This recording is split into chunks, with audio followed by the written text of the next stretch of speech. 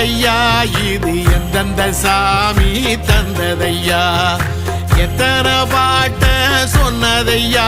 அத சுத்துற பூமி கண்டதையா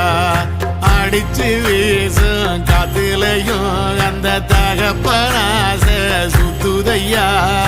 பிடிச்சு பூக்கும் வேதையிலும் ஒரு வம்சத்து கதையே உள்ளதையா